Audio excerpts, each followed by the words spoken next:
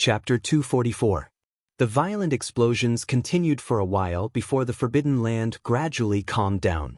The blazing sun hung in the sky, signifying that the Forbidden Land that had been sealed for 500 years had finally seen the light of day again. Ah, light, this is the light of the sun. The golden dragon, who was covered in wounds, looked up at the blazing sun in the sky and felt the warmth of the sunlight on his scales. He sighed emotionally. As he sighed emotionally, some of the power that he'd lost after entering the Forbidden Land slowly filled his enormous body. The golden dragon's enormous body slowly rose from the ground. The dragon race's ability to fly had finally returned. The power that sealed the entire Forbidden Land has completely disappeared. We're saved. The Cyclops faced the sun with one eye as he lay limply on the ground, riddled with wounds. Although his form was a bit lazy, his green face was filled with the joy of escaping death. On the other side, Dark Dragon Gilbert shook his enormous head. The tears that had just filled his eyes were flung into the air like spring rain. His enormous body floated in the air and flew impatiently towards Han Shuo. He murmured to himself, I just knew that you wouldn't kill your most loyal servant. At this moment, Han Shuo's right hand, which was as tough as steel, had been forcibly broken by his left hand. The meridians in his neck and arms had ruptured, and he lay in a pool of his own blood, gasping for breath. Idiot, if it wasn't for my quick recovery, you would have died even if you had 9 lives. The powerless Han Shuo opened his mouth to berate Gilbert. Blood flowed from the corner of his mouth as soon as he opened his mouth, but Han Shuo didn't seem to feel it at all. His eyes that had regained clarity had a few traces of warmth and emotion. When the strange power that had sealed the entire Forbidden Land disappeared, Dark Dragon Gilbert's body sensed a familiar energy. He slowly took human form as he approached Han Shuo. When he stood in front of Han Shuo, he had already become a haggard human. After experiencing this ordeal, Gilbert's aura had changed slightly. Heh, recover your body first. With his back to Han Shuo, Gilbert wiped away the moisture on his face and walked over in a seemingly relaxed manner. He smiled as he helped Han Shuo up from his limp position, silently standing next to him. Han Shuo chanted a necromancy incantation. A pure white little skull and the dumb earth zombie suddenly appeared in front of Han Shuo. As soon as the two stood in front of Han Shuo, their gazes simultaneously focused on Han Shuo. When they discovered that Han Shuo was in a miserable state and drenched in blood, they both abruptly moved to either side of Han Shuo and anxiously reached out their large hands to scratch his body, as if they wanted to stuff the blood on Han Shuo's body back into his body through his wounds. The little skeleton's purple eyes and the Earth Elite zombie's earthy yellow eyes were both filled with panic. They seemed to have a lot of life in them, waving their hands and feet to express what they were trying to say at such a busy time. Alright. With the strength of my body now, this kind of injury won't be fatal. You don't have to worry about it. Han Shuo could understand the meaning behind the two's frantic and gesticulating explanations. Although their method of trying to stuff Han Shuo's blood back into his body was childish and laughable, it warmed Han Shuo's heart. Suddenly, the little skull shot into the sky, the bone dagger in his hand and the 7 bone spurs in his hand spinning in a whirlpool. An evil, cold, and inhuman killing intent spread from his body as the 7 bone spurs pierced towards the Cyclops and the golden dragon like 7 rays of blood. At the same time, the earth zombie to Han Shuo's left sank into the ground as if drowning. A wave of earth-shaking tremors came from the depths of the earth beneath the Cyclops and golden dragon. Sharp mounds of earth rose from the ground, and the Cyclops was the first to be affected. He scrambled to dodge. When the little skull and the earth zombie appeared out of thin air and landed on either side of Han Shuo, the Cyclops and golden dragon only glanced at them casually and didn't pay any attention to these low-level necromancers. However, when the two fellows began to make their move, the deterrence and destructive power they caused the two colossal beings to be dumbfounded. They simply could not believe what they were seeing. The little skull and the earth zombies' movements were fast, and their attacks were as swift as lightning. When Han Shuo reacted, the two's attacks were already about to land on the heavily injured Cyclops and golden dragon. Hey, damned stupid dragon, are you just here to watch the show? We just helped you. The golden dragon was terrified as he frantically dodged the attacks of the bloody rays. He couldn't help but roar. Although the Cyclops and golden dragon could use their energy to recover, their bodies had long since become weak after a series of torments. In addition, although the little skeleton and Earth elite zombie were small in size, the intimidation they caused was truly frightening. The golden dragon couldn't help but turn pale with fright and cry out in alarm. My honored master, these two fellows did help us just now. I don't think they have any ill intentions. Gilbert heard the golden dragon's roar and remembered their friendship when the three of them had defended against Han Shuo. He couldn't help but try to persuade Han Shuo. I see. Did you come back? Han Shuo nodded indifferently and called out to the little skull and the earth zombie. The two reckless fellows, Little Skull and the Earth Zombie, immediately retracted their combined attacks when they heard Han Shuo's order. The 7 bloody bone daggers spun once and returned to Little Skull's back in a very short amount of time. The earth mounds that had been shaking the earth mysteriously disappeared one by one.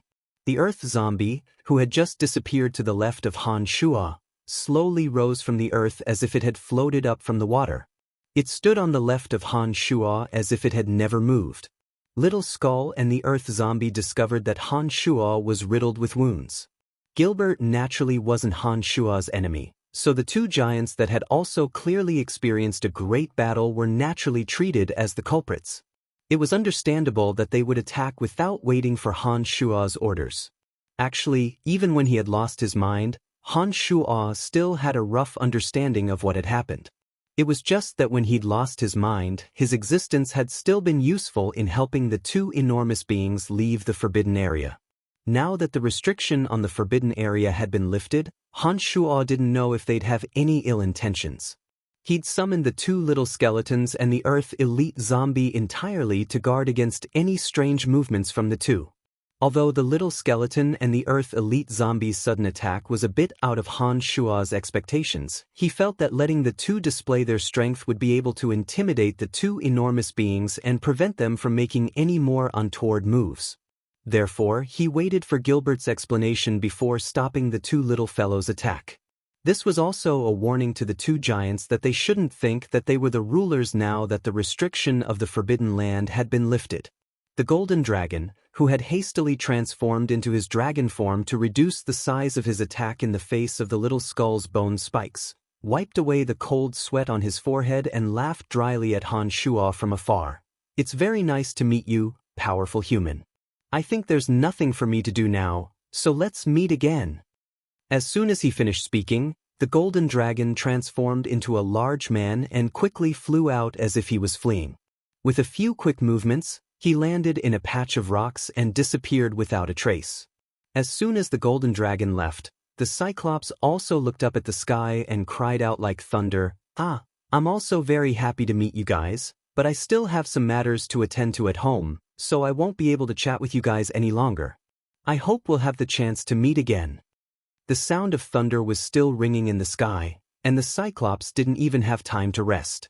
He'd already twisted his injured body and staggered into the distance, hoping that he wouldn't run into this crazy human next time. His appearance when he went berserk was simply too frightening.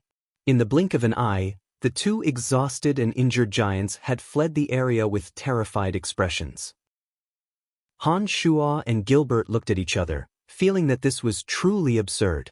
Whether it was the Cyclops or the Golden Dragon, they were both terrifying existences at their peak if they hadn't experienced a series of battles.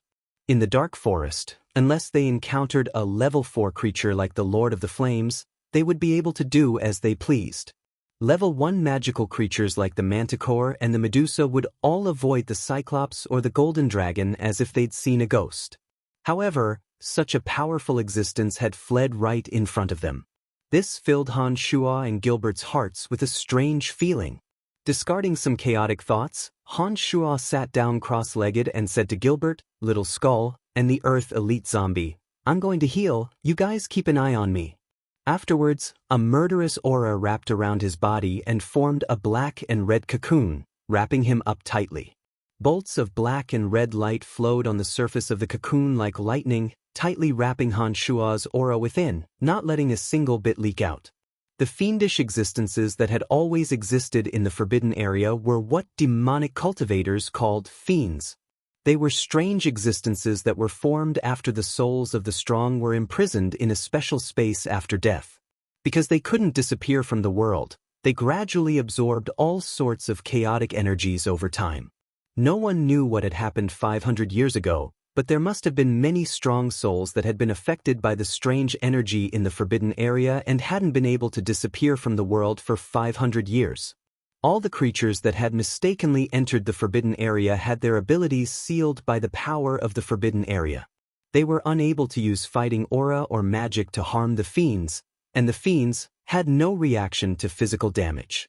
Therefore, no matter how strong a creature was, only death awaited them when faced with the fiends in this area.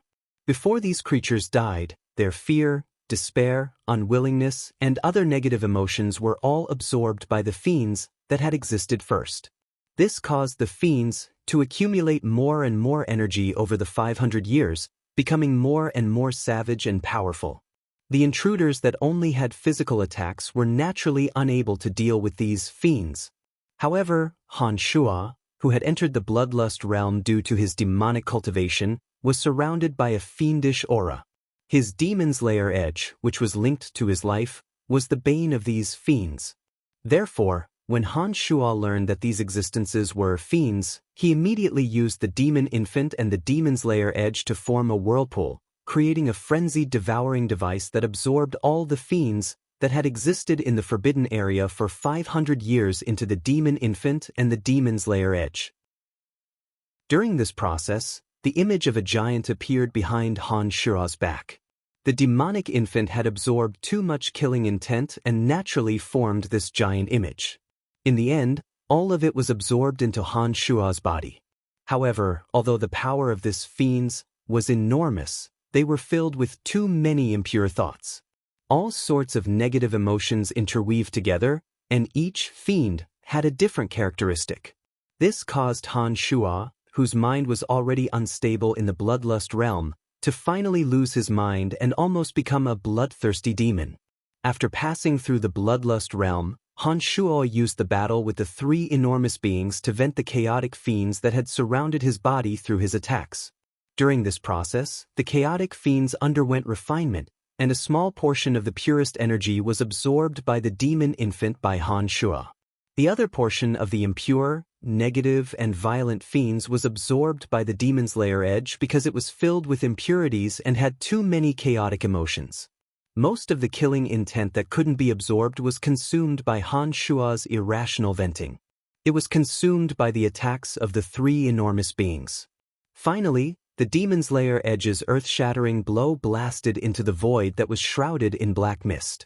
This enormous, but fatal, manic energy actually destroyed the imprisonment energy that enveloped the entire Forbidden Land, allowing it to see the light of day once more.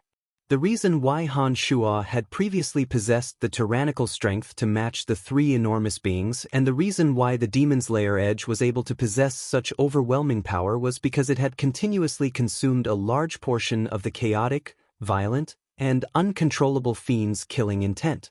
That energy only possessed the purest form of destructive energy and wasn't something that he could control at all. Therefore, he had made it disappear through venting. Therefore, the strength that Han Shua and the demon's lair edge had just displayed wasn't something that they should possess.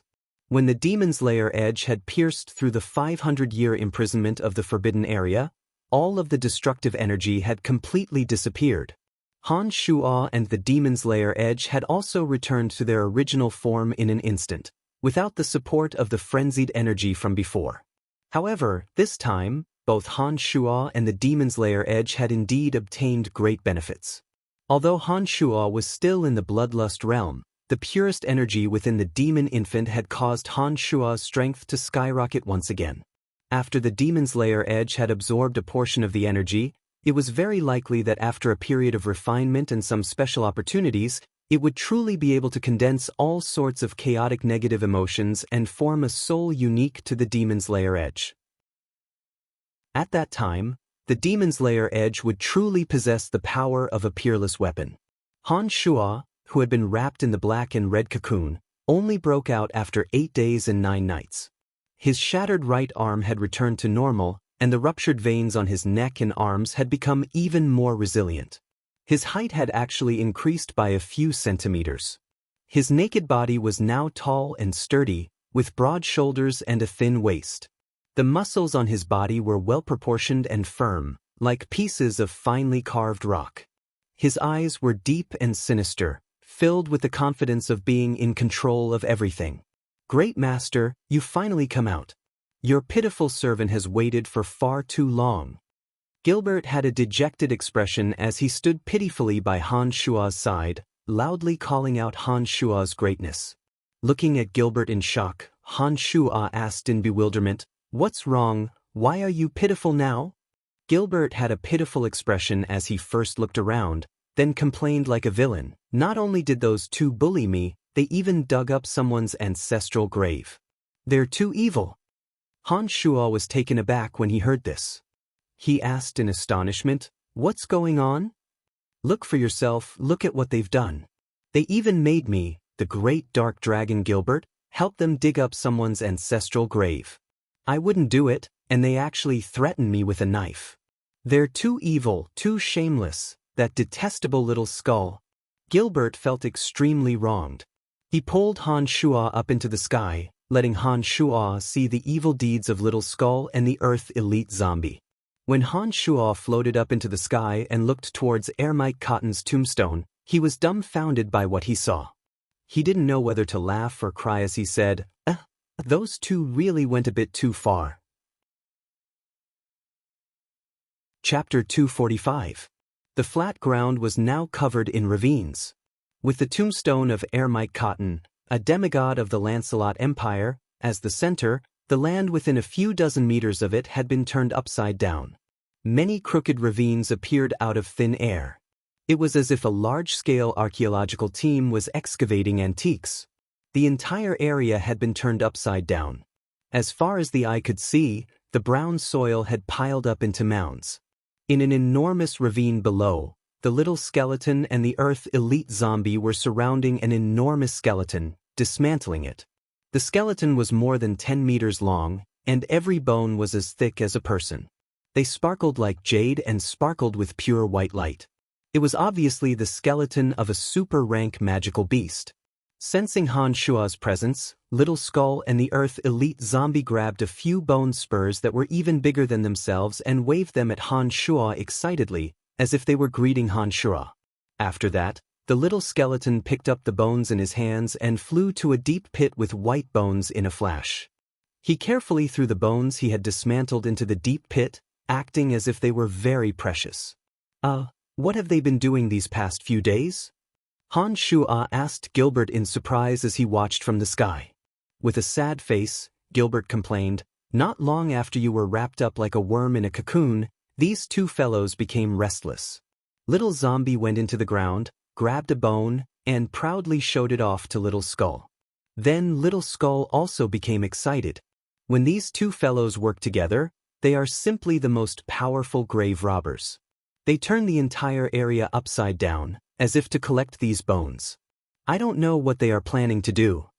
While listening to Gilbert's description, Han Shua stared at the deep pit where the white bones were placed. His body that was standing in the air slowly moved towards the deep pit. He landed in the deep pit from the sky, grabbed a leg bone of an unknown magical beast, and began to carefully examine it. The bone was very heavy in his hand. It actually weighed more than 50 kilograms. The white bone seemed to contain a strange aura. The bone felt cold to the touch, and a fierce aura flowed into Han Shua's body through the white bone. Under Han Shua's feet, the Earth Elite Zombie silently rose from the ground like a ghost of the earth. He held a piece of white bone in his hand and presented it to Han Shua as if he was presenting a treasure. His earthy yellow eyes shone with a proud light. Stunned, Han Shua picked up the piece of white bone that the Earth Elite Zombie handed to him. Han Shua felt an ancient dragon aura through this piece of bone. This bone was only as thick as an arm, but it was a bit heavier than the previous one. There was a faint whistling sound of wind coming from this piece of white bone. If one were to carefully feel it, they would be able to feel that this piece of white bone contained the element of wind magic. Han Shuo was certain that this piece of white bone must have come from the body of a wind dragon. As a necromancy mage, Han Shuo had some understanding of the skeletons of some magical beasts. He also understood that necromancy mages needed to use skeletons for magical experiments. Some of the skeletons of super-rank magical beasts even contained a portion of their energy when they were alive. These skeletons could even be used to make some powerful weapons. For example, the white bone staff that Belinda of the Calamity Church had refined was forged from the skeleton of a super-rank magical beast. It had the effect of amplifying some of Han Shuo's necromancy magic. Just as Han Shuo was pondering inwardly, as if he wanted to prove something to Han Shuo, the little skull appeared in front of Han Shuo with a few other bones. He suddenly pulled on Han Shuo's sleeve, making Han Shuo focus his attention on him. When Han Shuo looked at the little skull with astonishment, he discovered that the little skull's purple demon eye was glistening with a strange light. Ripples of silver light suddenly circulated in the little skull's left claw that held a piece of white bone. The originally sparkling and translucent bone rapidly weathered in the little skull's left claw. It was as if the gears of time had been sped up 1,000 times. In an extremely short amount of time, the piece of white bone that had originally contained a strange power had been reduced to dust and scattered on the ground. Afterwards, the little skull raised his head proudly and picked up another piece of white bone, making a chewing motion towards Han Shuo. He then casually tossed the piece of white bone into the pile of bones around him. Without the little skull's further explanation, Han Shuo already understood that the little skull and the Earth elite zombie had the ability to absorb the bones of some of the powerful creatures in this forbidden area. Perhaps it was because the forbidden area had always had a restraining power, but not only were the souls of these powerful creatures unable to dissipate into the world, their bodies also contained a portion of the energy they had when they were alive. Although their bodies had completely rotted away, their bones still contained an abnormal amount of energy. It just so happened that this energy was a great tonic for the little skull and the Earth elite zombie. No wonder the two of them had become grave robbers and turned this area upside down. Han Shuo smiled as he rubbed the little skull's smooth skull and patted the Earth elite zombie's shoulder. He said gently, "Hee, well done. In that case, you guys can collect all the bones that can be used here." After the Earth elite zombie was praised by Han Shuo, he foolishly rubbed his head and his body sank back into the ground. After a while, he appeared at the skeleton that was more than 10 meters tall and began to dismantle the bones again. Little Skeleton, on the other hand, was dancing with joy as he delightfully sent Han Shuo one message after another, describing his thoughts. After listening attentively for a while, Han Shuo nodded and expressed his understanding. "If you want to take these bones away with you and the Earth elite zombie, that's not a problem. I'll help you after you've piled up all the bones." In the message that the little skull sent, he wanted to bring all the bones with strange powers into the different dimension he was in. It seemed that he wanted to benefit more of the undead creatures that belonged to them. After understanding his thoughts, Han Shuo was first surprised, but then immediately expressed his understanding. After getting Han Shuo's approval, the little skull was very excited. After the 7 bone spurs shook for a while, he flew into the air and landed in the direction of the Earth elite zombie. He started working with the Earth elite zombie and continued to dismantle the bones of the huge magical beast. Han Shuo observed for a moment and discovered that they didn't want the entire skeleton of a super-rank creature. Based on their ability to sense the energy contained in the skeleton, they only dismantled the bones that contained energy. The ordinary and useless bones were casually tossed to the side. The dozen or so ravines in the area were littered with useless bones that had been carelessly tossed to the side. It looked like they hadn't been idle during the past few days while Han Shuo had been training. That 10-meter-long skeleton of a giant beast seemed to be their last prey. While the little skull and the Earth elite zombie were working, Han Shuo's eyes wandered around. Then, a tombstone engraved with Ermite Cotton's name attracted Han Shuo's attention. It was only now that Han Shuo realized that the tombstone of this eternal legend of Lancelot was originally only a small part of it. Now that the Earth elite zombie had dug up the surrounding gullies, The tombstone that was originally only a meter tall had grown to a height of 3 meters. From the top of the tombstone to the bottom, the tombstone that was buried deep in the earth grew wider and wider until it looked like a miniature mountain. This made Han Shuo feel very strange. Seeing that Han Shuo's attention was on Ermite Cotton's tombstone, Dark Dragon Gilbert seemed to have thought of something. He suddenly opened his mouth and said, "Master, there's something strange about this large stone slab. Little Skull and the little zombie once asked me to move this stone slab, but I tried and found that this stone slab is very, very heavy. Even with my strength, I couldn't move it at all." "Oh, that's a bit interesting." As a member of the dragon race, Dark Dragon Gilbert still possessed tyrannical strength even in human form. Even if the tombstone was twice as large, with Dark Dragon Gilbert's strength, it was impossible for him to not move it at all. This made Han Shuo very surprised. Therefore, as soon as Gilbert finished speaking, Han Shuo had already flown to the front of the tombstone and reached out to touch the tombstone with a surprised expression. The tombstone was cold to the touch. Other than the few deep scratches where Ermite Cotton's name was engraved, the rest of the tombstone was as smooth as a mirror. After reaching out to touch it, Han Shuo didn't feel anything strange or uncomfortable. It wasn't much different from an ordinary stone slab. Taking a deep breath, Han Shuo pushed and shook the tombstone with all his might. He discovered that the tombstone didn't budge at all. It looked like this tombstone was as heavy as Gilbert had said, and it wasn't something that could be easily shaken. "Come here, dig this piece of land for me." With a thought, Han Shuo waved his hand at the Earth Elite Zombie in the distance. The two undead creatures, Little Skull and the Earth Elite Zombie, were only interested in the bones that were useful to them. This tombstone shouldn't be too attractive to them. Otherwise, with the Earth Elite Zombie's ability, it would have long turned the ground under the tombstone upside down. Under Han Shuo's command, the Earth Elite Zombie disappeared into the ground in the distance.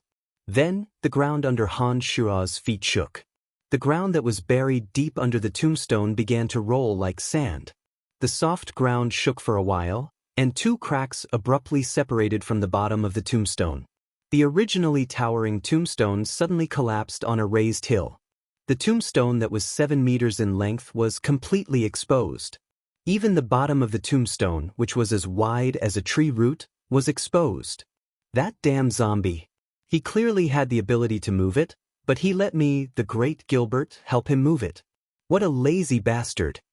Gilbert watched as the Earth Elite Zombie, under Han Shuo's command, effortlessly uprooted the tombstone. He couldn't help but complain when he thought of his previous experience. Unfortunately, the Earth Elite Zombie simply ignored Gilbert's clamor. After completing what Han Shuo had ordered, it appeared next to Little Skull a few dozen meters away and continued to concentrate on dismantling the huge skeleton. "Honorable Master, what are you trying to do?" Gilbert looked at the completely exposed tombstone and asked in confusion. "Let's take a look first." Han Shuo answered casually. He approached the tombstone and carefully observed it. His fingers lightly moved on the tombstone, his face pensive. A normal tombstone would never be 7 meters long. Furthermore, he didn't know what material this tombstone was made of. Even with Han Shuo's current understanding of various ores, he couldn't tell what material this tombstone was made of. In addition, its weight was beyond Han Shuo's imagination. Han Shuo couldn't help but feel a little puzzled. As his fingers lightly moved across the tombstone, a wisp of magical yuan appeared on his fingertip like static electricity. After being pressed down by Han Shuo, it fell into the tombstone. An enormous amount of dark element was suddenly transmitted to Han Shuo's mind through the magical yuan. This energy was surprisingly similar to the energy that imprisoned the entire Forbidden Land. Startled, Han Shuo hurriedly retracted his finger and looked at the brown tombstone in amazement. He murmured, "Strange, this energy should have already disappeared. Could it be that the strange energy that enveloped the entire Forbidden Land came from the demigod existence Ermite Cotton? What is it, Master?"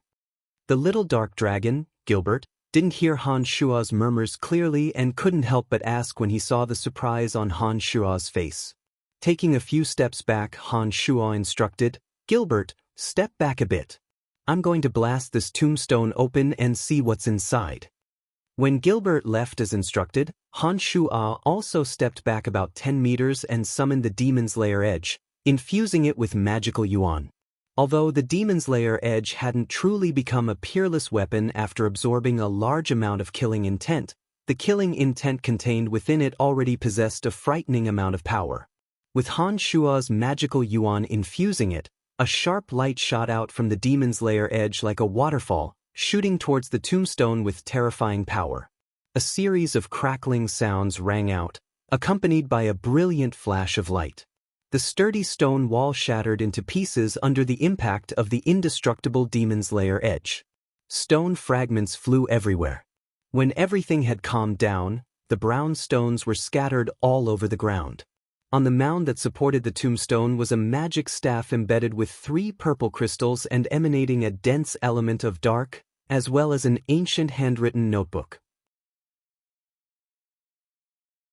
Chapter 246. He didn't know what material the staff was made of. It was grayish-brown in color and looked a bit rough to the touch. The staff was about a meter long and had a rhombus shape at the top. The 3 amethyst crystals were the size of a palm and were bright and beautiful. The sparkling light within the amethyst rippled like flowing water. At first glance, the 3 amethysts looked like 3 miniature pools, inlaid in a triangular shape. There was also an ancient handwritten notebook with dense, ancient magical characters that looked like tadpoles. These 2 items were actually embedded in the tombstone and looked very precious. They might have come from Ermite Cotton's relic. Han Shu'a picked them up and examined them carefully, then unceremoniously stored the 2 items into his space ring. His gaze then shifted to the side and saw that the rocks on the shattered tombstone were all different colors. He couldn't help but pick one up in surprise and examine it closely. Oh, Scarlheart iron and white light silver. Who would have thought that the tombstone would be made from such peculiar ores? No wonder I couldn't tell what material it was made of. Han Shu'a exclaimed softly and picked up some of the shattered rocks to distinguish them in his hands. The outside of the tombstone was made from several peculiar ores. However, when the Demon's Lair Edge had shattered the tombstone, the ores inside hadn't been completely melted. Many of the rocks were still raw ores. Judging from the magic staff and handwritten notebook hidden inside, it wasn't that the person who smelted the tombstone wasn't lacking in skill. He must have been afraid that the 2 items inside would be damaged if he completely smelted them. Chapter 247. With Han Shua's current strength, not to mention a character like Philide, Han Shu'a wouldn't even be a match for the Dean of the Dark Major, Archmage Dao. Han Shu'a strode over with a relaxed expression. A calm smile hung on his face, giving off an awe-inspiring aura. "Brian, you're finally back?" Lisa's voice was filled with joy and surprise. She couldn't help but jump up in excitement and exclaim, "Yeah." When Fanny, who was sitting on the high platform, saw Han Shu'a, the trace of gloom that had lingered on her face for the past few months seemed to have been wiped away by an invisible hand. Her entire being blossomed with a dazzling radiance as the corners of her mouth curved in a strange arc that seemed both happy and angry. Han Shu'a had experienced a series of life and death battles in the past half a year, and his strength had skyrocketed nonstop. After becoming accustomed to grand occasions, his entire body naturally exuded an inexplicable aura. Even if he didn't purposefully display his strength, no one would dare underestimate him. "Athena, focus on the test. I think you'll be able to do it," Han Shu'a said with a smile to Athena, who had become nervous from the mockery and sarcasm of Philide and the others, after walking over. "Thank you, Brian." Han Shua's arrival was like a reassurance pill, causing Athena's uneasy heart to slowly calm down. Philide, who had been infuriated by Han Shua's first sentence, had an ugly expression on his face. He stared darkly at Han Shua and said, "If you weren't hiding from me, why did you disappear for half a year after my body recovered?" To be honest, Han Shua really felt that a character like Philide was a bit boring. After experiencing so many battles with the strong, such a character really didn't have the right to make a fuss. The gap between the two was just too great, to the point that Han Shua couldn't even muster the interest to deal with him. "Ha! Han Shuo let out a strange laugh and glanced at Fred from the corner of his eyes. He shook his head sympathetically and spread out his hands with a sigh. You really are a person who thinks too highly of himself. What can I say to an idiot like you who has mental problems? After he finished speaking, Han Shuo no longer looked at Fred, who was trembling with anger. He turned to Fanny on the stage and took a deep breath. He looked deeply at Fanny and said, I'm back. For no reason at all, Fanny's pretty face turned red. Then, as if she wanted to hide her true feelings, Fanny fiercely glared at Han Shuo and said angrily, You bastard, you still know to go back to school? Chuckling awkwardly, Han Shuo was about to explain something when Dean Dao of the Dark Major said in a low voice with an unhappy expression, If you want to catch up, you'll have plenty of time after the exams. I think you should hurry up and finish up your major's business. We're very busy. After Dao's words, the teachers of the Dark Major also rushed Fanny and Jean, expressing that they had many things to do and couldn't wait any longer. Han Shuo, who'd been about to explain, spread out his hands apologetically towards Fanny on the stage. He then shrugged and took a few steps back, standing together with Lisa, Amy, and a few other necromancy students. He didn't say anything else. Brian, where have you been for the past half year? Didn't you say that you'd be returning to Austin City soon? Why have you dragged it out until now? Lisa chattered incessantly as soon as Han Shuo came over. Han Shuo waited for her to finish her string of questions before smiling and saying that he'd gone to the Dark Forest to train for a period of time. Who does he think he is? He really thinks he's something. One of the Dark Major students that had been taken down by Han Shuo looked at Han Shuo's confident figure and couldn't help but snort angrily. I'd like to see how he plans on graduating early. I remember that he was only a novice mage half a year ago.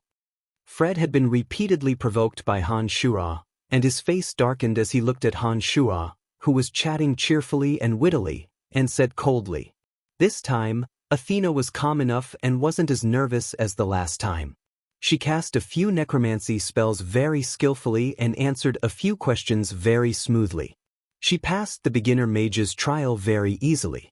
After that, some of the necromancy students began their tests one by one. Most of the necromancy students' strength hadn't changed much, but Lisa had actually become a journeyman mage. The magical undulations in her body were noticeably stronger than the other students. After experiencing the tragic changes in her life, Lisa had suddenly become much more sensible and understood the importance of strength. She was much more diligent in training magic than before and didn't spend as much time playing around as before. She spent less time meditating and training. When all the necromancy students had finished their tests, Han Shuo finally walked out calmly and said, I'm planning on graduating directly after coming back this time. Can I take the test now? In the Babylon Academy of Magic and Force, one would be considered to have graduated as long as they could advance to Adept Mage.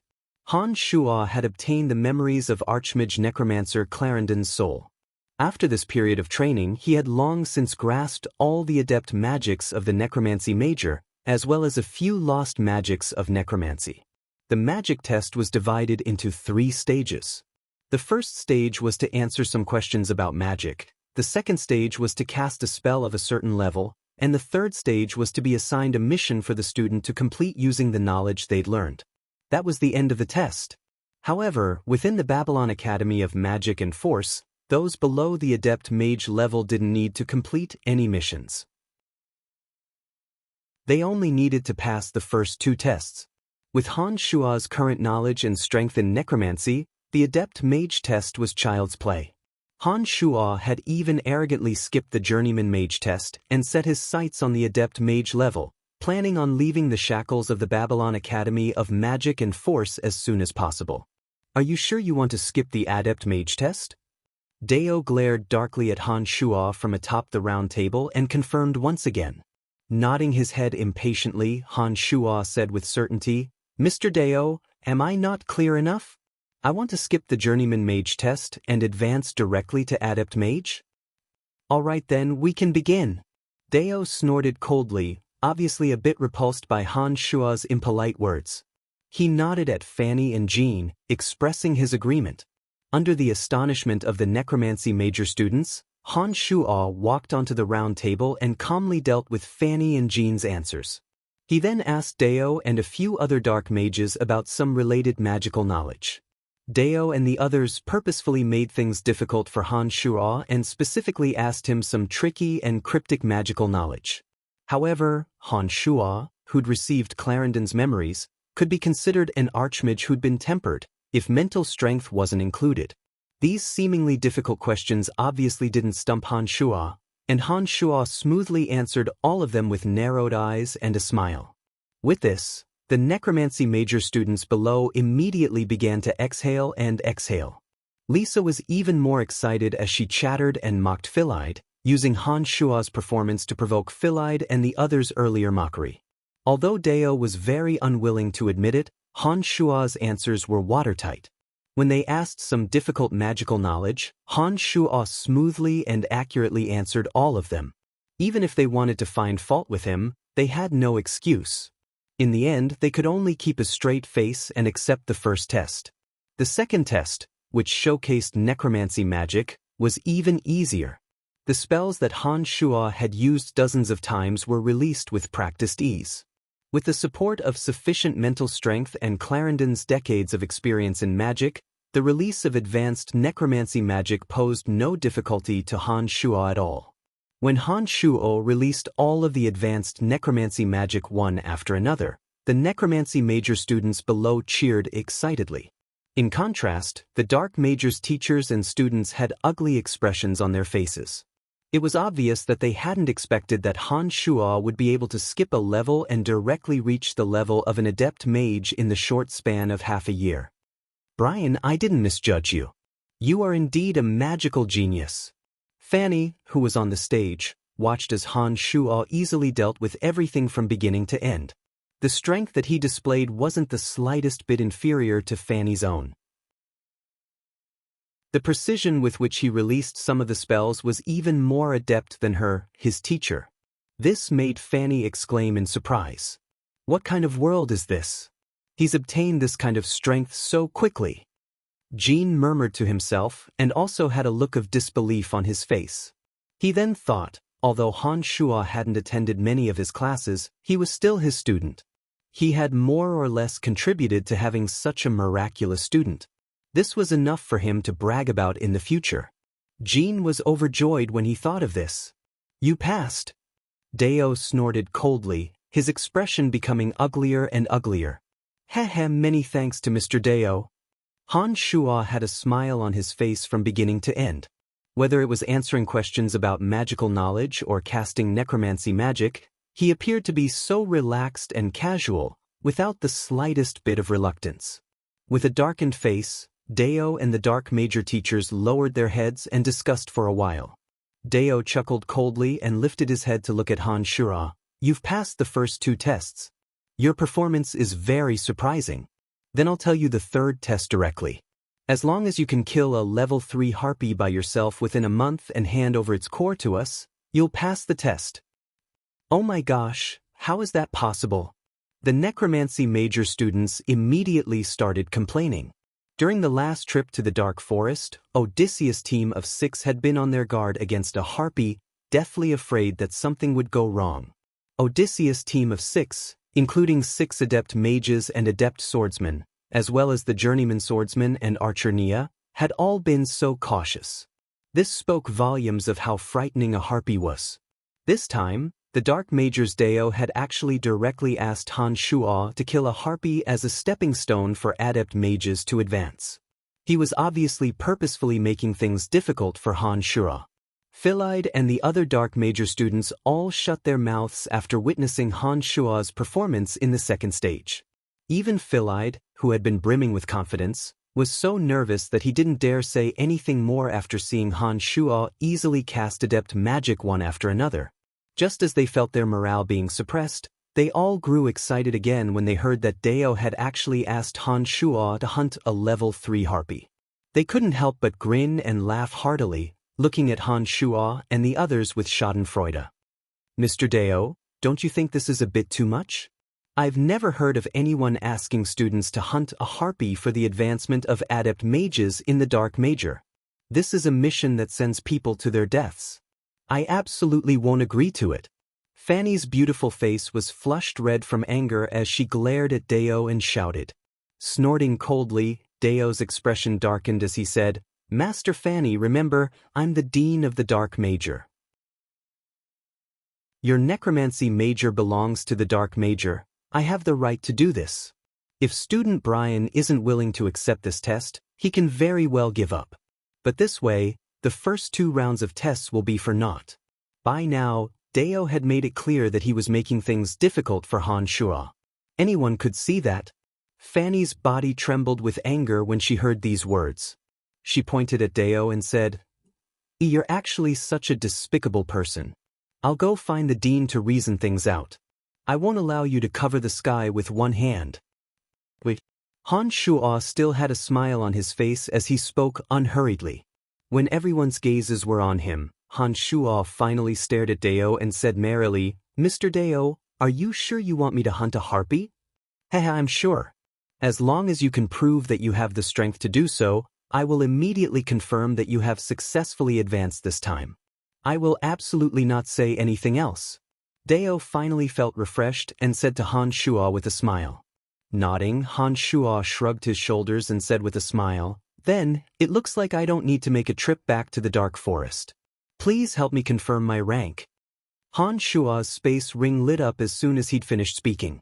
2 harpy cores appeared in his left hand and a pair of dark iron claws appeared in his right hand, also from a harpy. I hunted these 2 harpies in the Dark Forest before I returned to the academy. There are still traces of my necromancy magic on these iron claws. I think Mr. Dao won't deny it. Han Shuo looked at the flabbergasted Dao with a supercilious smile and chuckled. Suddenly, the space in front of Han Shuo twisted as a beam of light flashed past. Dean Emma of the Academy of Magic and Force appeared out of thin air and landed a spell on the 2 harpies' iron claws in Han Shuo's hands. Emma smiled benevolently. That's right, I can confirm that these 2 harpies were indeed killed by Brian. Pausing, Emma first swept an odd glance at Han Shuo and then smiled at Dao, saying harmoniously, There shouldn't be any problems, I think he really can graduate. Chapter 248. Dao's face was as ugly as it could be. No matter how highly he'd overestimated Han Shuo, he'd never have guessed that Han Shuo's current strength was already so ridiculously frightening.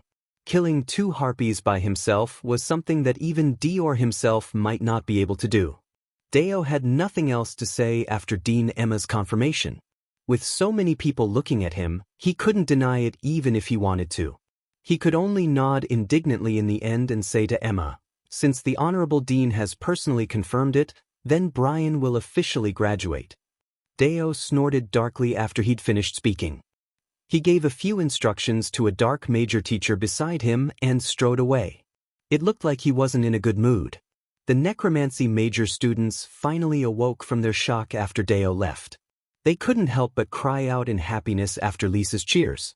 Philide and the other dark major students didn't utter another word of bullshit as they slipped away with their tails between their legs. How is this possible? How is this possible?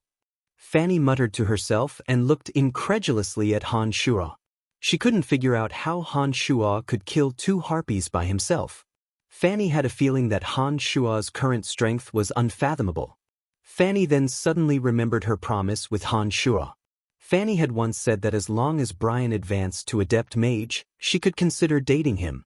Now that half a year had passed, Han Shuo had suddenly descended upon the Babylon Academy of Magic and Force and successfully accomplished this feat with a calm and unruffled demeanor. With Fanny's understanding of Han Shuo, she knew that he would definitely mention this matter. Therefore, the unprepared Fanny's heart was in a mess. She blushed and looked at Han Shuo from afar, only to discover that Han Shuo was looking at her with a burning gaze. This made Fanny even more frantic. She hastily gave some instructions to Jean beside her and quickly disappeared as if she was fleeing. Han Shuo immediately knew what was going on when he saw Fanny leave. He chuckled lowly, pleased with himself, and didn't pay attention to the praises of Lisa and the other students beside him, planning to chase after Fanny's footsteps. Brian, I have some matters to discuss with you alone. Come with me. Don't worry about your graduation qualifications, there shouldn't be any problems. Dean Emma smiled merrily when she saw that Han Shuo was about to leave. Han Shuo started slightly, a bit unsure of Emma's intentions. He thought to himself that the matter with Fanny wasn't urgent, so he nodded and agreed. He said a few words to Lisa and the others before following Dean Emma towards her office. Han Shuo arrived at Emma's office after a while and found a seat without any reservations. Han Shuo said with a smile, "Honored Dean, what business do you have with me?" Haha, if I remember correctly, you shouldn't be over 18 years old right now.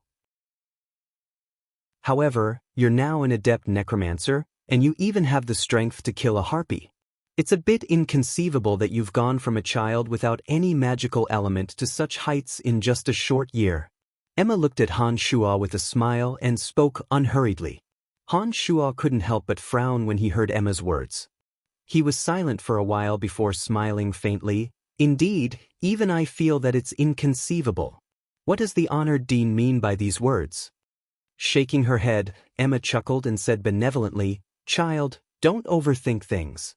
I don't have any ill intentions towards you. It's just that you're a student of my Babylon Academy of Magic and Force, and you're studying necromancy magic. You've brought glory to our academy now that you've achieved so much. Haha, I have to say that it's a miracle that you've gone from a child who knows nothing to someone who has the ability to kill 2 harpies in 2 years.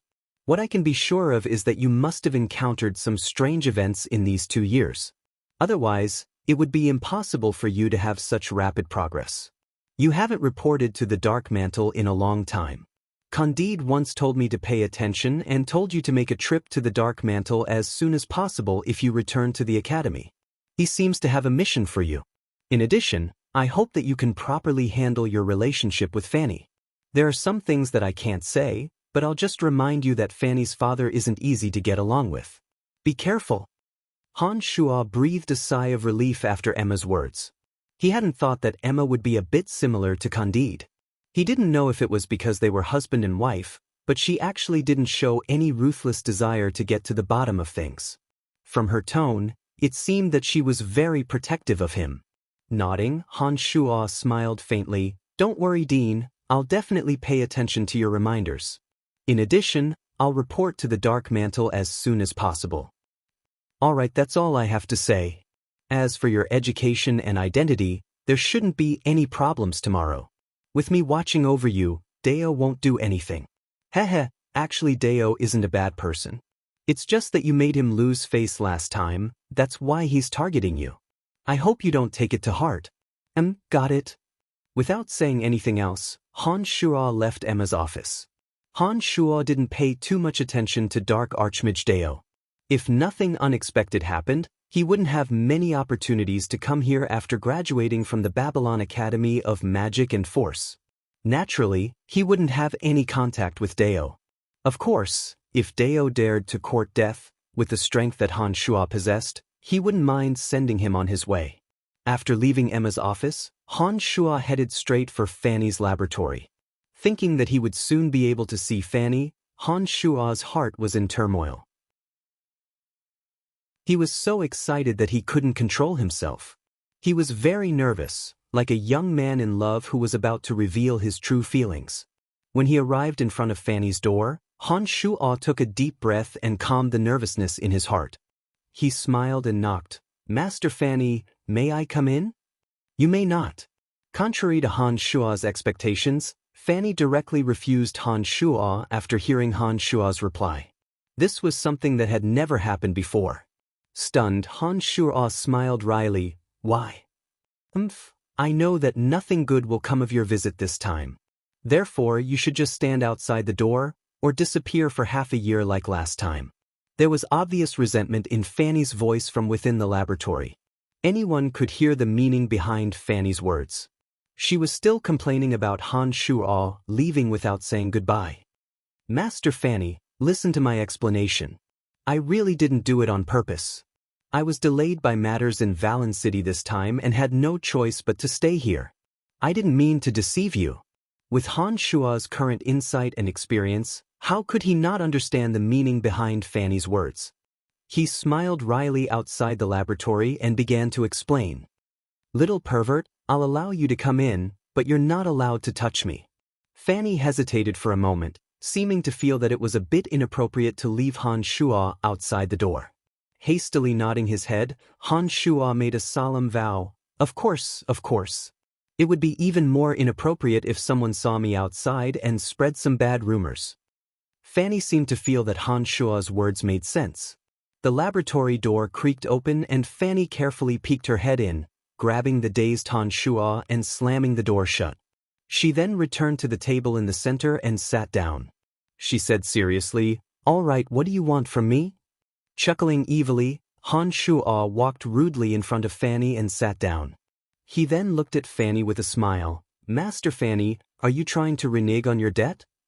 With a straight face, Fanny forced herself to be calm as she flicked a glance at Han Shuo and asked in confusion, "What do I need to renege on? You once said that as long as I became an adept mage, you'd agree to be with me. Now that I've passed the adept mage test, I can be considered to have officially graduated from the Babylon Academy of Magic and Force. From now on, there are no more barriers between us because of our identities.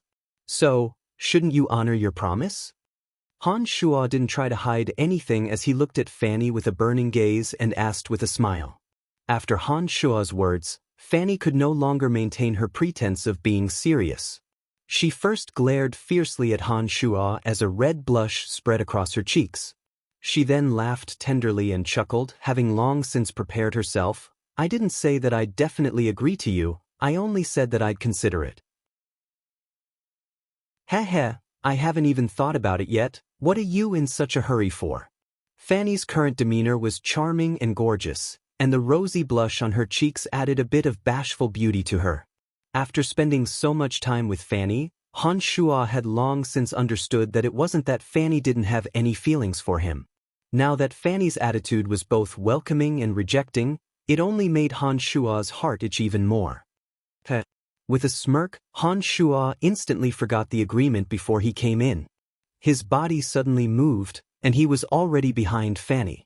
His big hands wrapped around Fanny's shoulders from behind, and he leaned towards Fanny's cheeks to steal a kiss. He grinned and said, "Could it be that you really want to renege on your promise? This isn't the moral character that a good teacher should have, okay?" Fanny only felt her vision blur, and then she saw Han Shuo disappear in front of her. Before she could react, she found that Han Shuo had already appeared behind her like a ghost, and even clasped her arm that was sitting in the chair, taking the opportunity to sneak a kiss on her. "You audacious little pervert, what did you guarantee when you came in?" Fanny was greatly embarrassed. The resentment that she had accumulated in the past 6 months had not disappeared, and she couldn't help but struggle and shout. When dealing with a woman, the most important thing was not to follow her rhythm. You had to take the initiative and use both the mind and the body to attack and destroy the defenses in her heart. Han Shuo was no longer a virgin, and he had learned too much from Emily. In addition to the experiences from Clarendon's memories and Han Shuo's own feelings, he was no longer so passive when interacting with women. As Fanny struggled and shouted, Han Shuo's 2 hands were still firmly clasped around her body. He bent down, and his hot tongue lightly kissed Fanny's slender white neck. He softly whispered in Fanny's ear, "I've thought of you every day for the past 6 months. I wanted to see you every day, every night, every moment. I think you should know this, right? Really, the days when I'm not by your side are really boring. It's your promise that motivates me to train hard. The thought of being with you is like a curse, urging me to train day and night without slacking off. Today, I can advance to become an adept mage, all for the sake of being with you. Don't tell me you're heartless enough to hurt me." A series of low murmurs filled with sincerity and affection. The gentle voice was like a gentle breeze and drizzle, nourishing Fanny's withered heart. Han Shuo's hot tongue wandered wantonly, and it was more like a catalyst to destroy the defenses in Fanny's heart. It caused Fanny's struggling heart to slowly sink into the web of love that Han Shuo had woven. "Brian," Fanny murmured softly. Her eyes were already filled with tears at some point. Her originally struggling body went limp, and a sweet smile hung on her lips as she listened to Han Shua's passionate words of love. "You know, I really can't live without you." In the end, Han Shuo wrapped his arms around Fanny and pulled her up from the chair.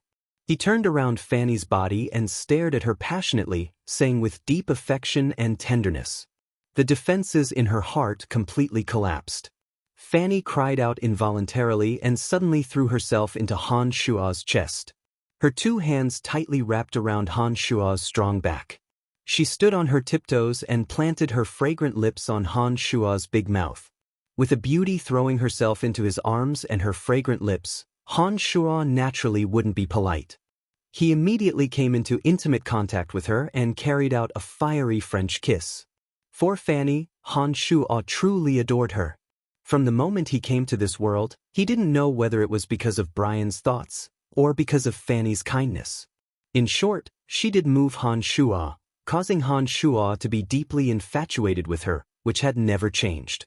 Even though there were earth-shaking changes later, even though Han Shua's strength soared all the way, and even though he owned Emily and Phoebe who were as beautiful as Fanny, his initial and most sincere infatuation with Fanny had never been affected. Now, Han Shua had already gotten used to everything in this world. He also understood that as long as he had enough strength, no matter what he wanted, it wouldn't be a difficult thing. Money, power, and beauties were indeed things that Han Shua liked, and they were things that he could never have in his previous life. If one could have everything to their heart's content while living in this world, then why bother with all those messy matters and what others thought of them? Since Han Shua had decided to indulge himself, then there was no need to be secretive. Chapter 249. Han Shua and Fanny embraced for a while, but Han Shua wasn't in a hurry to violate Fanny.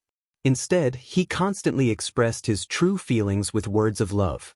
Only when Han Shua discovered that Fanny had completely let down her guard against him did he take out a pill from his space ring and hand it over to Fanny. He smiled and said, "Eat this." "What is this?" Fanny had a blissful smile on her face. Her bright eyes sparkled with curiosity as she looked at Han Shua and asked. The Rebirth pill was round and translucent, emitting a delicate fragrance that gladdened the heart and refreshed the mind.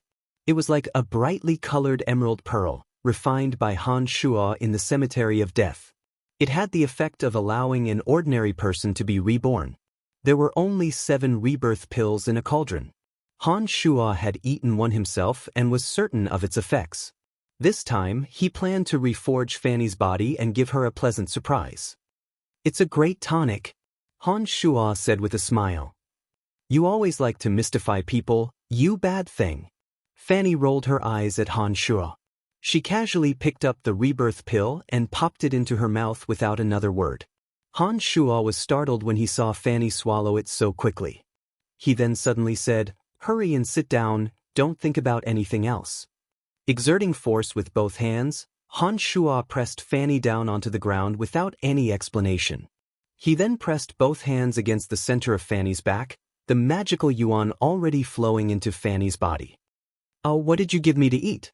Why does it feel like there's a ball of fire burning in my stomach?" Fanny was forced to sit on the ground by Han Shua. When she felt the Rebirth pill enter her body, it was as if a ball of fire had been ignited. Her body temperature skyrocketed and she cried out in a panic. Then, Fanny seemed to have gotten the wrong idea. She couldn't help but shout angrily as she struggled, "Damn it, you didn't give me that kind of drug, did you? How can you be so despicable?" When Fanny's thoughts went astray, her heart was in chaos. She was both disappointed and resentful towards Han Shua. She began to struggle violently, wanting to break free from Han Shua's restraints. Han Shua turned pale with fright and immediately pressed his left hand on Fanny's shoulder, yelling urgently, "This isn't an aphrodisiac, I swear. Don't you trust me that much?" When these words were spoken, Fanny became a little more obedient. Only then did she feel that although her body was burning like a fire, there were indeed no thoughts of lust. With this, Fanny stopped struggling and hastily said, "You've always behaved poorly. That's why I misunderstood. I won't move now." Han Shua didn't know whether to laugh or cry after hearing her words. He immediately changed his mind and realized that he had indeed behaved a little improperly in the course of his relationship with Fanny.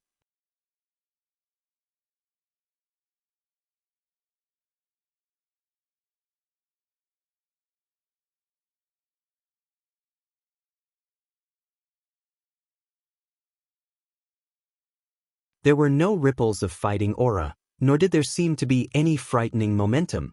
Even the speed of the punch was neither fast nor slow, and it looked soft and powerless. Unsurprisingly, the senior swordsman still had a look of disdain on his face as he said coldly, "A pretty boy, all right. Even the punch you threw out is so soft and powerless." The man then raised his hand and a sinister smile appeared at the corners of his mouth as he threw a punch at Han Shua's incoming punch. It looked like he intended to seriously injure Han Shua with one punch and intimidate the surrounding buzzed merchant guild guards. The merchants who'd come with Cameron all wore relaxed smiles on their faces. They stared at Han Shua as if they were waiting to see him make a fool of himself, as if Han Shua would definitely be injured. On the other hand, on Phoebe's side, Fabian had an excited expression. Having seen Han Shua's methods, Fabian had reason to believe that this punch would be very interesting. Phoebe, on the other hand, had an icy expression on her face as the corners of her mouth hooked up in a vicious arc. A crisp crack rang out as the senior swordsman with the sinister smile on his face, the bones in his right hand, which had collided with Han Shua's fist, made a series of disorderly sounds as he screamed like ghosts and howled like wolves. His valiant body stumbled backwards from the strong impact. When he landed on his butt, large mouthfuls of fresh blood flowed uncontrollably from his mouth. Even his shrill cries were muffled by the blood as he looked at Han Shua in terror and howled miserably. Chapter 250. Han Shua's fist contained the terrifying explosive power of magical energy. Not only did the blood vessels and tendons of the senior swordsman who had previously ridiculed him explode, even his bones cracked. From now on, this person's right arm could be said to be ruined. Han Shua grinned mischievously as he callously said, "If you dare to have a foul mouth again, then leave your life here today." The senior swordsman's mouth uncontrollably overflowed with blood. He looked at Han Shua with extreme fright and couldn't utter a complete sentence. He was obviously intimidated by Han Shua. Beside Cameron was a space archmage with a sinister appearance. He wore a brown magic robe and had many pockmarks on his face. His eyes flickered as he looked at Cameron. Cameron, whose aura had been obstructed, nodded slightly, seeming to agree with this space archmage's suggestion. This space archmage with a face full of pockmarks was the strongest among those who had come with Cameron. When he saw Cameron nod his head, he coldly twitched his mouth and then quickly chanted a magic incantation. Suddenly, the entire space rippled like waves in the water. Fierce magic elements filled the entire space in an instant, and a mysterious binding force followed.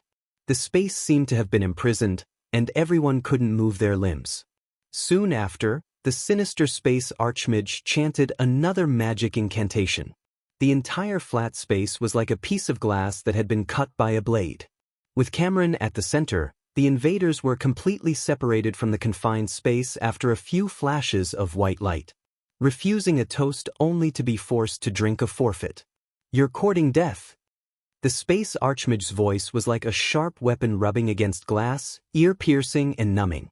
He coldly looked at Han Shua's group as he spoke. "Mr. Aubrey, your skills are indeed marvelous." After Cameron's space was cut out, Cameron's group recovered from their confined state. Cameron laughed heartily as he spoke. "No need to be polite. I was only acting according to Duke Ashburn's orders." The space archmage called Aubrey was just as proud of Cameron's flattery as he yelled with a straight face. This kid named Brian was once involved with the Betteridge family's Han at the Empire's finance minister's banquet. Wouldn't it be a bit bad if we also captured him? Cameron pointed at Han Shura and said to Aubrey with some hesitation. Raising his head with a sneer, Aubrey disdainfully glanced at Han Shua and said, "What can this brat do? Do you think our Duke Ashburn is afraid of that old fellow, Han?" With a smile on his face, Cameron flattered, That's right. Since that's the case, let's capture all of them and release them after I've taken over the buzzed merchant guild." Yes, this matter must be done quickly. His Excellency the Duke is getting impatient. Within a short period of time, all the large merchant guilds in the Empire must be in your hands. If the small merchant guilds without any foundation dare to disobey, just kill them all. We can't wait. Aubrey's nose was in the air, seemingly disgusted with these merchants as he coldly instructed. Understood. How could I dare not do my best when working for His Excellency the Duke? Cameron vowed solemnly with a face full of loyalty. Nodding his head, Aubrey said, "All right, no more nonsense. I'll tie them up one by one and make it convenient for you to bring them out of the buzzed merchant guild. It'll be convenient for you to bring them out of this buzzed merchant guild. Just imprison this woman called Phoebe. Don't have any other ideas. Otherwise, if you anger her master, you'll be the one to suffer in the end." How could Cameron dare to say no? He repeatedly nodded his head to express his understanding. He looked at Phoebe with a somewhat astonished gaze, seemingly not understanding the origin of Phoebe's master. Even Duke Ashburn, who held great power in the Empire, had to be apprehensive of this person's existence. Aubrey took a deep breath and shook his left hand that was hidden in his sleeve. His space ring faintly lit up and a blue jade magic staff appeared in his left hand. He opened his mouth, intending to chant a magic incantation. At this moment, the space with Han Shuo at the center suddenly exploded. A faint, cold light snaked past like lightning. The stiff bodies of Phoebe and the others who were imprisoned behind Han Shuo all loosened. When the faint, cold light circled around his body and returned to his palm, a cold, fierce aura suddenly overflowed from Han Shuo's body. Han Shuo's expression was calm and unruffled. He stared at Archmage Aubrey and opened his mouth to ask Phoebe, "Phoebe, what should we do with these people? How is this possible? Just who are you? How could you break my imprisonment space?" Aubrey's expression was terrified. He didn't dare to accept this reality and shouted loudly. He gripped the magic staff in his left hand tightly, preparing to attack again at any time. Cameron and the other merchants were also shocked. They loudly yelled for their guards to protect them. Each and every one of them shrank within their guards and looked at Han Shuo with some fear. To be able to break a space archmage's imprisonment space, this kind of strength was definitely not something that the guards beside them could deal with. They deeply understood this, so they were on edge and on guard. Phoebe's expression was a bit unsightly. She hatefully glared at Cameron and the others before letting out a dejected sigh and said, "Let them go." Han Shuo stared blankly. The other party had already bullied them, but Phoebe actually swallowed the insult. This didn't seem to be in line with Phoebe's character. Then he thought of the name Duke Ashburn and faintly understood something. A wave of anger overflowed from his heart. Han Shuo shouted with a cold expression, "Are we going to let them off so easily? Let them go." Phoebe's voice was a bit powerless as she sighed softly. What can you do? Duke Ashburn's power is monstrous in the Empire. How can you little merchants go against him? Aubrey was extremely pleased with himself. He laughed wildly as he walked towards the door. A person who could break a space archmage's imprisonment space definitely wasn't weaker than a spellcaster. With Han Shuo here who could go toe-to-toe with him, and Phoebe who he knew of, Aubrey knew that it was impossible to successfully complete the mission this time.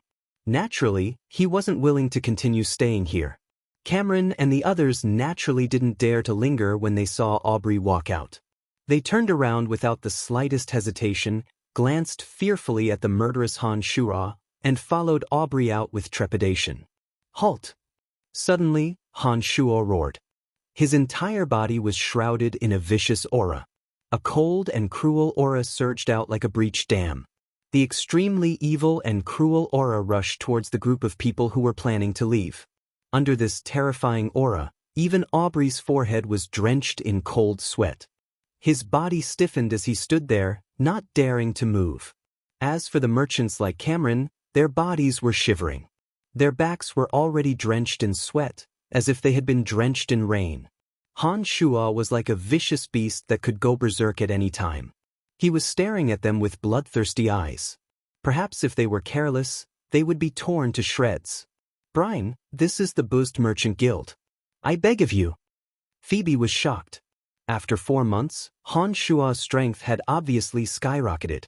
The terrifying aura emanating from his body now made Phoebe both happy and shocked.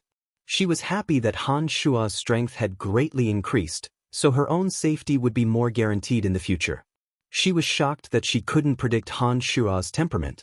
He now had the strength to heavily injure this group of merchants. If he really disregarded everything and made a move, it was very likely that it would bring disaster to the Buzzed Merchant Guild. Therefore, she was half happy and half worried as she hurriedly begged. Taking a deep breath, Han Shua understood Phoebe's meaning from the 5 words that Phoebe had deliberately emphasized: Buzzed Merchant Guild. No matter what, making a move in such a place would bring great trouble to Phoebe. This was also the capital of the empire. Most of the time, it wasn't something that could be solved with blind slaughter. With a sway of his body, Han Shua had already appeared behind Aubrey. He reached out his hand and patted Aubrey's shoulder, saying coldly, "Aubrey, was it? I'll remember you. Please remember me too. Anyone who dares to make a move against me will pay the price sooner or later."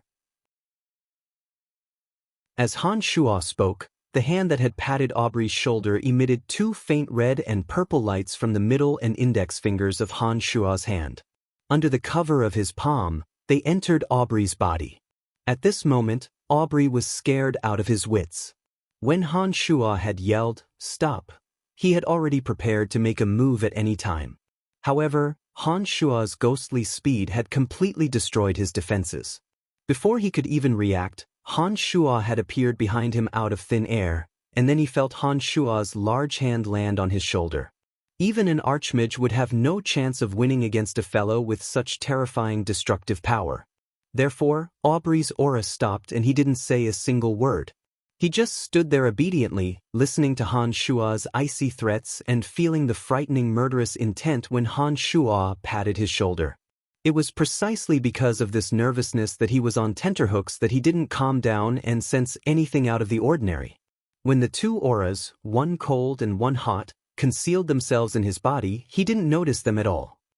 "All right, you damned bastards, now get the hell out of here." After planting the poison of ice and fire in Aubrey's body, Han Shua walked towards Phoebe with a callous expression. When he arrived at Cameron's side, he casually patted the frightened Cameron. A purple light flashed, and Han Shua indifferently said, "You be careful too." Then, Han Shua stood at Phoebe's side, withdrawing the murderous aura that seemed to have materialized from his body. Aubrey and the others didn't dare to say another word and hurriedly left in a panic. After taking a trip to the gates of hell, these people had a deep fear of Han Shua in their hearts. After these people left, Phoebe looked at Han Shua apologetically and said somewhat timidly, "I'm sorry, these people were following Duke Ashburn's orders. If something happened to them in our guild, it would be very difficult to handle." Nodding with a smile, Han Shua didn't seem to have the murderous aura from before and had recovered his usual indifference. He said, "Don't worry, nothing will happen to them in the Buzzed Merchant Guild. However, I guarantee that they won't have it easy." Phoebe stared blankly for a moment before crying out in alarm, "You want to assassinate them?" With today's unforeseen event, if they were assassinated not long after returning, everyone would know that it was us who did it. This isn't a good idea. The corners of his mouth hooked into a secretive smile as Han Shua comforted, "Don't worry, am I such a person who can't see the big picture? All of you can leave first, I have some things to discuss with Brian alone." Phoebe looked at the surrounding guards, as well as Fabian and a few other trusted aides of the Merchant Guild, and ordered with a somewhat distressed expression. After experiencing the unforeseen event earlier, the guards and trusted aides of the Merchant Guild seemed to have once again recognized the relationship between the 2 of them. Under Phoebe's orders, they didn't say anything more and dispersed in different directions, disappearing from the pavilion not long after. What exactly happened? After those people left, Han Shua asked in a soft voice. Seeing that there was no one around, Phoebe threw herself into Han Shua's arms and used all her strength to hug Han Shua tightly. She then murmured softly, "It's so good to have you by my side." Afterwards, the 2 of them held each other tightly as they briefly described their encounters after they'd separated in the Valley of Sunshine. They had a general understanding of each other's whereabouts during this period of time. Han Shu'a also understood from Phoebe that because he and Phoebe had stayed in the Valley of Sunshine for a period of time, the Buzzed Merchant Guild had no one to rely on and had been taken over by a group of merchants led by Cameron. "Alright, I know what I'm doing now." Han Shu'a patted Phoebe's shoulder and comforted her as he took out a rebirth pill and handed it to Phoebe. "Eat this." In order to prevent a repeat of last time's encounter, Han Shu'a briefly explained some of the effects of the pill to prevent her from mistaking it for an aphrodisiac or laxative like Fanny. When Phoebe rolled her eyes at Han Shu'a and ate the rebirth pill, Han Shu'a also helped Phoebe refine the pill's effects. He left the Buzzed Merchant Guild to report to the Dark Mantle as Phoebe hurriedly looked for the toilet. Welcome to Legends of Cultivation audiobooks, where we bring ancient fantasy to life through storytelling. Follow the rise of heroes who defy fate, unlock mystical powers, and battle across celestial realms. Our audiobooks are crafted for fans of Chinese cultivation novels, filled with battles, breakthroughs, and legendary artifacts. Subscribe and be part of an unforgettable journey into the realm of immortality.